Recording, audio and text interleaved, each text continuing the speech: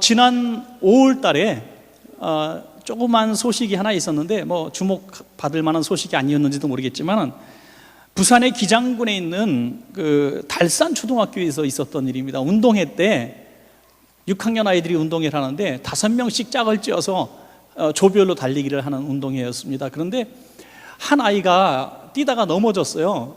넘어진 아이를 이제 두 번째 앞장섰던 아이가 또 옆에 있던 아이들이 하나하나 다 멈추더니 이 아이를 부축하고 5명이 같이 꼬링을 하는 모습이 나와요. 그 사진이 있는데 한번 보시면 저렇게 꼬마들이 예쁘게 지금 뛰는 모습이 나옵니다.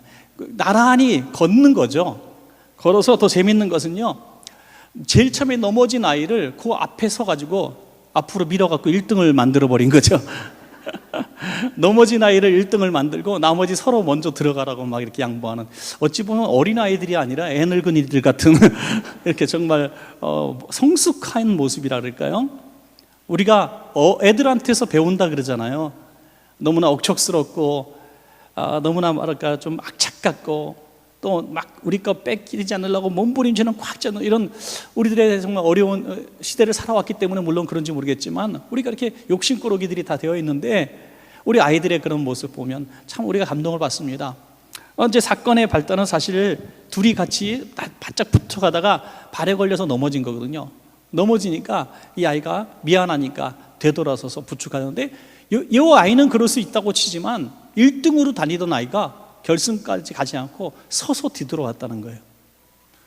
너 왜 그랬냐라는 질문에 5명의 아이들이 인터뷰를 하는 걸 보니까 이 아이들은 진짜 너무나 우정이 있는 아이들이에요. 이런 아이들을 보고 독수리 오용제라 그러는데 하여튼 그 애들이 한 말을 한번 제가 읽어드릴게요. 교훈이 됩니다.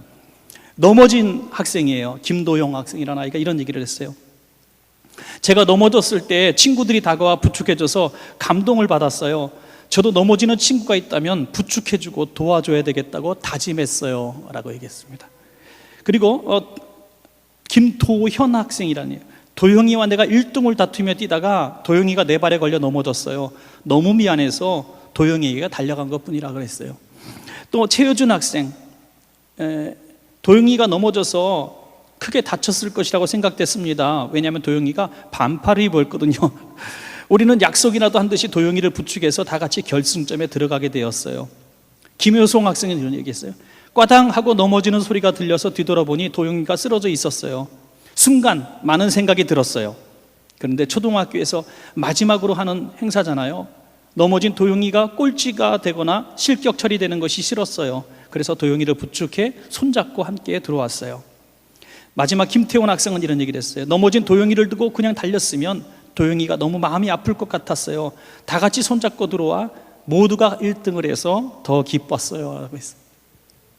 5명이 너무나 유익한 말들을 우리에게 주었습니다. 여러분, 이 세상은 바로 이렇게 살아가야 된다고 하는 것이죠.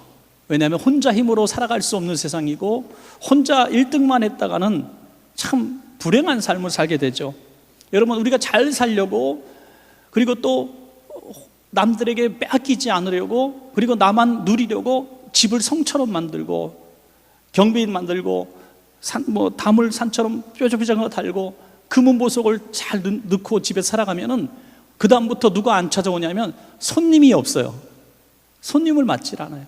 그런데 아무것도 없는 집은 대문이 열려 있어요. 도둑이 왔다가 미안해서 놓고 갈 정도로. 그러니까 문이 열려 있으니까 누구든지 들어와. 친구가 많은 거죠. 꼭 그렇다는 건 아니지만 여러분, 스스로 감옥을 만들어가면서 살아가는, 성이 아니라 감옥인 거죠. 스스로 감옥을 만들고 외롭다고 말합니다. 아파트 문화가 그렇잖아요. 위아래 앞뒤 옆, 갑자기 노래가 생각이 나는데 위아래 앞뒤 옆 다 사람인데, 다 이웃인데 칼부림하는 원수가 되어 있다는 말이죠. 지금 이게 참 어떻게 된 세상인지, 뭔가 잘못돼도 크게 잘못되지 않았을까 하는 생각을 해보게 됩니다. 근데 현대가 그렇다는 거예요. 그런데 하나님의 사람들도 그렇게 고독함 속에서 울부짖는 일들이 성경에 너무너무 많았어요. 최악의 고통을 당했던 사람들의 상황을 보면 최악이라고 하는 것은 홀로 남겨졌을 때의 상황이거든요. 욥을 보십시오. 아무도 없고 다 죽고 버리고 저주하고 떠났어요. 친구들도 찾아온 것 같지만 속만 긁어놓는 거지 친구도 아니었어요. 그러니까 욥은 고독했습니다. 엘리야가 말합니다. 나만 홀로 남았나이다. 나만 홀로 남았나이다. 혼자서 남았다는 것에 대해서 외로움과 고독함을 하나님 앞에 호소하게 되고요. 그리고 아시는 대로 야곱도 야복 나루터에서 말하기를 나만 홀로 남았습니다. 홀로 남아 씨름하는 이런 모습들이 성경에 나오게 되는 것이죠. 성경에는 육체적인 질병, 경제적인 혼란, 여러 가지 문제들 속에서 그 문제에 하나에 집착해서 최악이라고 말하진 않아요. 그런데 홀로 남겨뒀을 때, 특별히 하나님으로부터 외면받았을 때에 최고의 슬픔의 탄식들이 있는 것을 성경에서 보게 됩니다. 여러분, 그렇다면 오늘 우리 주변에, 오늘 저와 여러분 주변에 과연 우리가 고독하지 않다고 말할 수 있는 이런 다섯 독수리 오용제 같은 친구들이, 성도들이 우리 주변에 있는가 하는 거죠. 아주 오래전의 일이지만 우리 성도님 젊은 시절에 갑자기 아내가 아파가지고 새벽 3시, 4시에 세브란스병원 응급실로 실려갔는데 스레빠 신고 맨발로 응급실 앞에 있는데 누군가에게 위로를 받고 싶어서 전화번호를 뒤적이는데 수백 명의 친구들이 있고 아는 사람들이 수백 명이 전화번호 있는데 단 한 사람도 전화할 수 없다는 거죠. 새벽 3시에 단 한 사람도. 이 새벽 3시에 전화하면 이 사람 버릇없는 사람이네. 이 사람, 여러분 왜 그랬을까요? 내가 그렇게 살았다는 거죠. 내가 누군가에게 새벽 3시에 전화를 받을 수 있는 사람이 되는 것도 복인 줄로 믿으시기 바랍니다, 여러분. 그 사람이 나를 그렇게 믿는다는 겁니다. 그 사람이 나를 그렇게 의지하고 싶다는 겁니다. 이 사람은 절대로 외롭지 않습니다. 내가 새벽 3시에 전화할 사람이 있고 새벽 3시에 누군가 나에게 전화할 수 있는 사람이 있다면, 맨발로 달려가서 부둥켜 안고 위로할 수 있는 사람이 있고 위로받을 수 있는 사람이 있다면 그분은 잘 산 사람이죠. 여러분, 그래서 우리는 가족이 중요하고 성도가 중요하고 친구가 너무너무 중요합니다. SNS 보면 페이스북 친구, 카톡 친구, 카톡 하는데 페이스북 친구 많지만은 어떤 사람 1000명, 어떤 사람 팔로워가 10,000명, 20,000명도 되지만 그게 뭐 그냥 이 SNS상의 친구지, 나 10,000원만 빌려줘 해도 아무도 응답을 안 해요, 그 다음부터. 예. 여러분, 술 친구요. 술 먹을 때 매일 만나는 친구, 좋은 친구 같은데 어느 상황, 딱 이기적인 상황 부딪히면요 거들떠도 안 보고 도망가 버리는 게 이게 술 친구거든요. 그렇기 때문에 우리가 진정 오늘 이 시간에 정말로 우리의 친구, 우리가 만들어질 성도들, 이웃들도 친구지만 정말 우리가 꼭 붙들어야 될 최고의 친구는 누군가? 바로 예수님이신 줄로 믿습니다. 예수님은 절대로 우리가 거절하거나 예수님을 외롭게 두거나 예수님이 우리를 떠나시는 일은 있어서는 안 되는 거죠. 그래서 우리가 주님을 떠나지 않으면 주님은 절대로 우리를 버리지 않습니다. 요한복음 10장 15절에 나는 양을 위하여 목숨을 버리노라 그러세요. 주님은 좋은 친구입니다. 신명기 31장 6절에 너희는 강하고 담대하라, 두려워하지 말라, 그들 앞에서 떨지 말라, 이는 내 하나님이 여호와 그가 너와 함께 가시며 결코 너를 떠나지 아니하며 버리지 아니하실 것임이라 그랬어요. 여러분, 얼마나 귀한 말씀입니까? 오늘 본문에 보니까 이 사도행전 23장을 다 읽지 않았습니다만은 23장 전체가 한 사건을 말씀하고 있는데요. 이제 사도 바울이 예루살렘 동족을 위해서 늘 마음의 꿈을 가지고 기도하면서 복음을 전하기를 기도했습니다. 그러다가 이방 교회들이 복음을 받아들이고 교회들이 세워지고 성도들이 많아졌어요. 그래서 예루살렘 교회를 위해서 내가 복음 증거하러 간다 하니까 성도들이 헌금을 모아줘요. 얼마나 마음이 감동이 됐겠습니까? 선교지의 교인들이 헌금을 주는 거예요, 말하자면. 그래서 본교회를 도우러 가는 겁니다. 도우러 가는데 오히려 예루살렘 교회의 그 지역의 수많은 사람들이 이 바울을 환영하고 받아들인 것이 아니라 바울을 모함하고 이 제상과 이 악한 사람들이 결탁이 되어가지고 바울을 폭행을 하고 감옥에 가두게 되는 거죠. 너무나 배반감을 느끼고 섭섭함을 느끼고 고통을 느꼈습니다. 여기서 바울이 당하는 마음의 아픔은 육신의 고통이 아니라, 내가 예루살렘 지역에서 복음에 실패했다는 고통이 아니라 내가 버림받았다는 마음이 든 거죠. 동족 유대인에게서 버림받았다. 나는 이제 쓸모없는 사람이구나. 나는 이제 아무런 능력이 없는 사람이구나 하면서 이제 그 마음의 실족함이 대단한 거예요. 여러분, 회사를 하던 사람이 회사를 부도가 나고 집에 가만히 앉아서 아무것도 할 수 있는 것이 없을 때 그 시리에 빠진 것은 어마어마하다요. 잘 나가던 연예인이 아무도 불러주는 사람이 없어가지고 이제 30도 안 됐는데 아무도 불러주지 않아서 정상을 찍었다가 뚝 떨어지면 자살밖에 길이 안 보인다는 거죠. 여러분, 그렇다는 거예요. 또 무슨 취직을 해야 되는 젊은이가 29, 30 몇 살이 됐는데 100군데 200군데 넣어도 아무데도 취직이 되지 않으면 이거 정말 잠 못 이루는 밤 고통이 아니겠습니까? 어떤 직장에 못 들어가서가 아니라 나는 쓸모없는 사람이구나 하는 생각을 해요. 쓸모없는 사람, 아무도 나를 거들떠도 안 보는구나, 이런 아픔 때문에 섭섭하다는 거예요. 섭섭하다. 여러분, 잘 모르는 사람한테 섭섭함 당하면 그냥 이길 수 있습니다. 그런데 가족에게, 내가 제일 신뢰하는 사람에게, 친구에게 내가 이렇게 멸시를 당하거나 필요 없는 사람이라는 거절의 소리를 들으면 섭섭이가 찐하게 돼갖고 섭섭이가 된다고. 섭섭해. 하나 섭섭하다. 이거 굉장히 마음이 아픈 거거든요. 오늘 바울이 그랬을 거라는 생각이 듭니다. 바울이 누구에게? 우리 주님을 향해서도, 주님, 이러려고 저를 이것으로 보내셨습니까? 그러면서 탄식하고 있을 그런 상황이었습니다. 이 상황이 얼마나 급박했냐면 사람들이 바울을 찢어서 죽일 정도가 돼요. 팔다리를 잡고 땡겨가지고 사지를 다 찢어버릴 정도로 끔찍한 상황이었다고 성경은 정확하게 말씀하고 있고, 오죽 급했으면 천부장이 야, 가서 빨리 뺏어와라, 찢겨 죽을까 하노라, 찢겨 죽을까, 그래서 뺏어와라 그랬어요. 무슨 물건도 아니고요, 바울이 막 엉켜가지고 끌려다니는 거를 군인들이 가서 간신히 살려갖고 데리고 온 거죠. 여러분, 이런 상황 가운데, 영육간의 상처 가운데 깊은 밤에 감옥에서 서 있는 이런 상황이 오늘 이 본문의 상황입니다. 외로움과 슬픔과 무기력감과 앞으로 할 수 없다는 그런 슬픔들. 오늘 저는 농어촌교회 목사님들, 우리 선교사님도 계시지만 또 우리 여러분들 가운데서도 바로 이러한 아픈 마음이 있는 분들이 있다고 생각을 합니다. 해도 우리 농어촌교회 목사님들 가보시면 알아요. 가보시면 제일 하지 말아야 될 말이 뭐냐면 3년쯤 후원하고 나서 부흥 많이 되셨어요? 이거는 진짜 모르는 사람이거든요. 우리 목사님 벌써 웃잖아요. 그거는 진짜 모르는 사람이에요. 부흥이 아니라 몇 명 돌아가셨어요? 그거 물어봐야지. 전엔 30명인데 딱 지난 우리 목사님 한 분이 기억나는데, 지난 학년에 갔더니 목사님 그러셨죠. 너무 표정이 안 좋아요. 너무 힘들어요. 그래서 왜 그러시냐 그랬더니 2분이 돌아가셨대. 그리고 1분이 이사를 가시고, 그래 너무너무 실족하고 있는 모습을 봐요. 여러분, 1분이 돌아가셨을 때 가슴이 덜컥 내려앉는 거예요. 교인이 1명 줄고 너무나 열심히 기도했던 권사님 한 분이 하나님 나라 가면은 교인의 3분의 1이 주는 거야.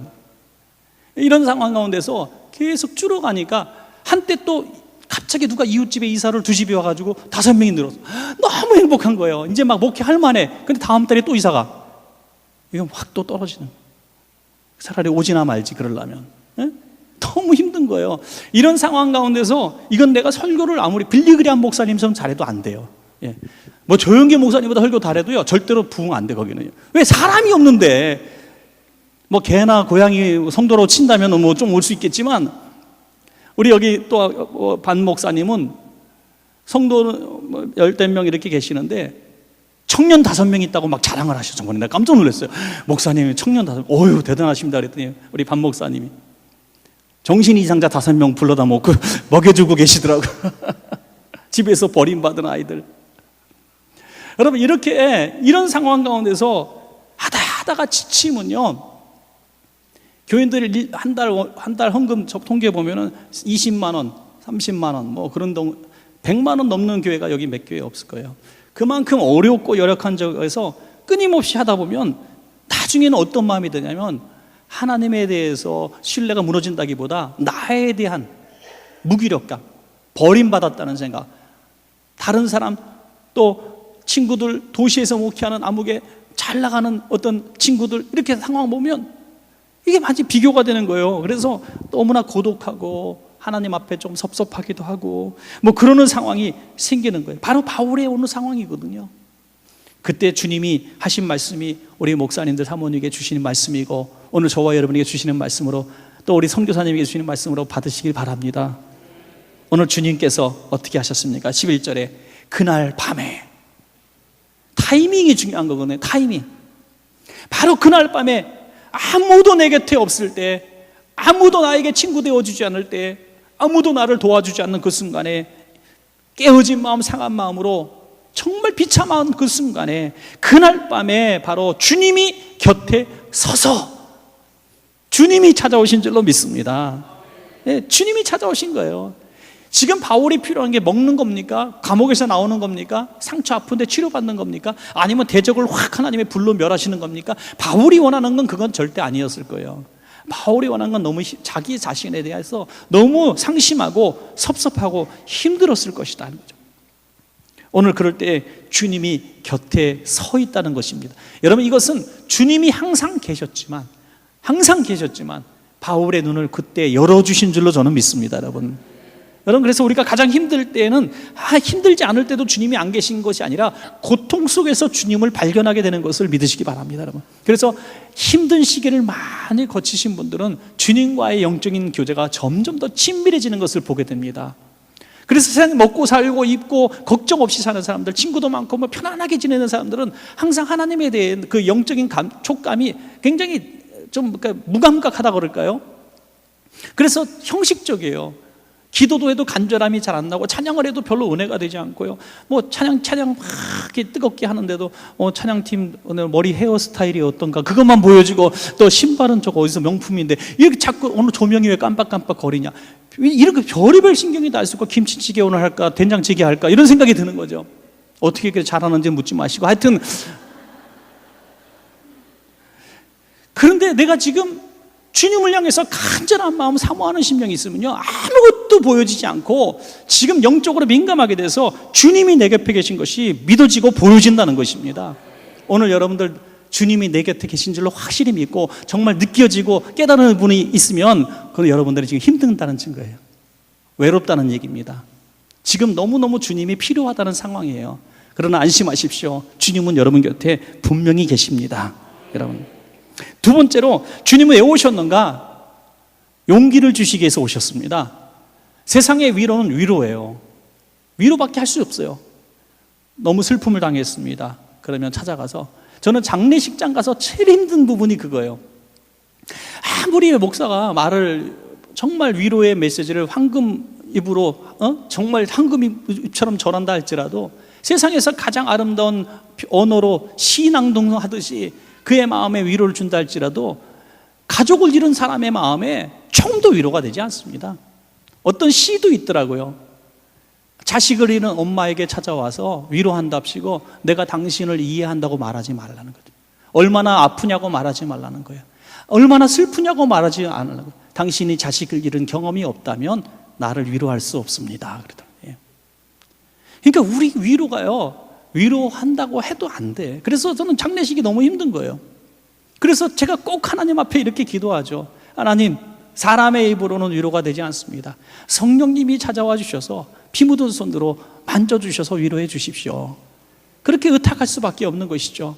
바로 그렇습니다. 우리는 우리 힘으로 절대로 위로할 수도 없고 위로를 받을 수도 없고 새롭게 할 수도 없습니다. 그러나 주님께서 바울 곁에 서 계시다는 것은 그의 마음에 위로만 주시는 것이 아니라 다시 용기를 부릴 때 일어날 수 있도록, 다시 소망을 주실 수 있도록 하실 수 있습니다. 왜냐하면 주님은 그런 능력이 있는 분이기 때문입니다. 여러분, 능력 있는 사람. 제가 지금 너무 힘들다 그래요. 너무 힘들어. 특별히 물질이 없어서 지금 지금 꼭 한 100만 원이 필요해. 근데 100만 원 줄 사람이 아무도 없어요. 근데 누가 찾아왔어요. 보니까 저보다도 훨씬 더 가난하고 아무것도 없는 사람인데 얼마나 힘들어. 그래, 100만 원 필요하다며 어떻게 내가 기도해 줄게. 그리고 돌아가면 별로 은혜가 안 되더라고요. 그런데 꽤 그냥 잘 나가시는 우리 집사님이나 누가 오셔가지고, 목사님 100만 원 필요하시다고 들었는데 맞아요? 그러면 괜찮아요. 그러면서 머리를 긁으면서 주시려면 주시지, 이렇게 생각을 한다고 칩시다. 그러면 제 마음속에는 그분의 위로는 능력이죠. 제가 너무나 유치한 비유를 드는 겁니까? 아니에요. 능력 있는 분의 위로가 그분에게 진짜가 위로되는 거죠. 능력 있는 분의 위로가. 여러분, 주님은 그런 능력이 있어요. 이 병원에서 어떤 치료를 받는 수술을 해야 돼요. 너무 이게 위험한 수술이라고 들었어요. 그런데 옆에 뭐 좀 안다고 친구가, 야, 그 병 괜찮아. 그 병 90% 낫는 병이야. 걱정하지 마라. 그런데 걱정이 안 됩니까? 나는 지금 목숨이 왔다 갔다 하는데 별로 위로가 되지 않아요. 그런데 병원에 갔는데 의사 선생님 딱 만났어요. 수술하실 분이 말씀하십니다. 아유, 환자분 걱정하지 마세요. 제가요, 이 수술을 많이 해봤는데 10,000번을 해봤는데 한 번도 실수한 적이 없어요. 그러면은 하나님 음성으로 들려지는 이게 하나님 음성으로. 왜? 그럴 능력이 있는 사람, 그런 책임 있는 사람이 할 때 이게 믿어지는 거죠. 그럼 마찬가지 아닙니까? 그래서 그냥 허풍이 아니라 하나님이 옆에 계시다는 것은 내가 너를 도와주리라는 확신으로 받으시기 바랍니다. 오늘 여러분들 꿈속에서라도 주님을 봤다는 분들이 있어요. 기도하는데 뭔지 모르지만 너무 힘든 상황에서 주님이 나를 꼭 안고 계시다는 것을 체험한 분도 있고요. 주님이 이렇게 내 곁에 있는 것이 막 체험적으로 느낀 분들이 있어요. 아무 말씀이 없어도 하나님이 책임져 주실 것을 믿으시기 바랍니다. 그분이 오시면 되는 거거든요. 여러분, 그래서 오늘 이 갈라디아서 6장 9절에 이런 말씀이 있습니다. 우리가 선을 행하되 낙심하지 말지니 때가 이르매 거두리라. 우리가 열심히 선을 행하면서 주님의 말씀대로 살아가면서 열심히 살면 하나님이 책임져 주시는 거예요. 예, 한 가지 더 말씀드리면 우리 노무천 목사님들의 최고의 힘든 점은 사실 자식 교육이거든요. 우리 섬에 계신 목사님들은 제가 어릴 때부터 다 무태 보내가지고 하여튼 초등학교, 중학교, 고등학교, 대학교, 직장 들어가는 것까지 돌봐주지 못하고 밥 한 끼 제대로 못 해준 게 너무너무 미안하고 26년, 그죠? 26년째 섬에서 27년째 섬에서 하시는 분들이에요. 이제 은퇴를 2, 3년 남겨놓고 올 사람이 후임자도 없어요. 이런 상황 가운데서 자식들이 다 커버리고 너무너무 외로운 애들은 아빠 엄마랑 내가 왜 헤어져야 되는지도 모르고 이런 상황을 살고 있단 말이죠. 왜 그렇게 할까요? 남들 안 하니까 나도 안 해도 되는데 왜 그래야 될까요? 여러분, 그때마다 하나님께서 내가 그만두려고 할 때마다 하나님께서 곁에 계셔서 용기를 주셨기 때문에, 힘을 주셨기 때문에 하는 겁니다.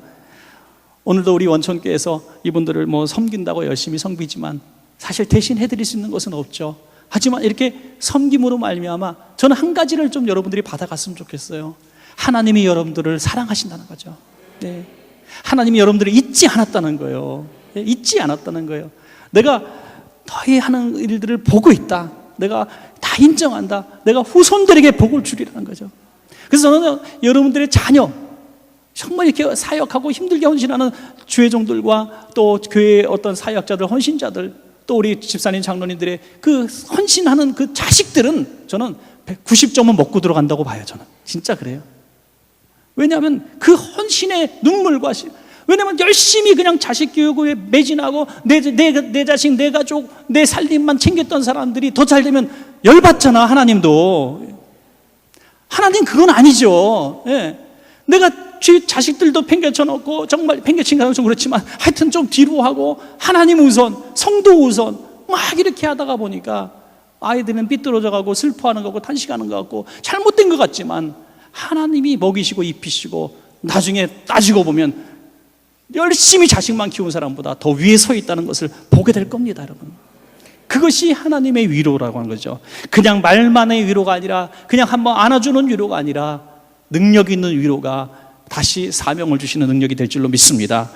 여러분, 마지막으로는 이제 하나님께서 곁에 계신 것은 우리에게 하나님의 일을 다시 회복시켜 주시려고 곁에 계신 줄로 믿으시기 바랍니다. 여러분, 11절에 보면 내가 예루살렘에서 나의 일을 증언한 것 같이 로마에서도 증언하여야 하리라. 바울은 지금 널뛰기를 해야 되는 실정이에요. 지금 자기 자신, 지금 이 상황에서도 실패자고 포기해야 되는 상황인데 네가 여기뿐이 아니라 예루살렘에서 나의 일을 증언한 것 같이 너는 이미 성공했다는 얘기입니다. 성공했다는 거예요. 아니, 나는 아무 실적이 없는데요. 나는 아무것도 이런 곳이 없는데요. 아니야, 너는 완성했어. 우리 목사님들, 사모님들 그 말씀을 믿으세요. 성도가 몇 명이 있고 교회 건축을 얼마나 크게 했고 내가 얼마나 영향력 있는 목사가 된 게 중요한 게 아니라 지금 최선을 다했고 하나님이 주신 사명을 완성하셨다는 거예요. 예, 최선 다했다는 거죠. 하나님이 그걸 인정하셨다는 거예요. 그러면 천국 가면은 큰 교회 목사보다 더 큰 상급이 많이 있어요. 저한테 조금 나눠주셔야 돼요. 그러니까 가시면 제가 그 10,000명 이상 출석하는 목사님들 몇 명 모여서 같이 식사를 했어요. 한국에서 10,000명 출석교회가 15개밖에 없어요. 근데 15개 목사님 중에서 4-5명 같이 저랑 같이 밥을 먹었는데, 그 목사님들이 서로 주고받는 얘기, 저는 끼지도 못할 얘기지만 뭐라고 얘기하냐면, 우리들은 천국 가면 상급이 하나도 없을 거야. 껄껄껄 하시 웃으시다. 10,000명 출석교회 목사들도 생각을 해요. 야, 우리는 너무나 세상에서 많은 걸 누리지 않냐.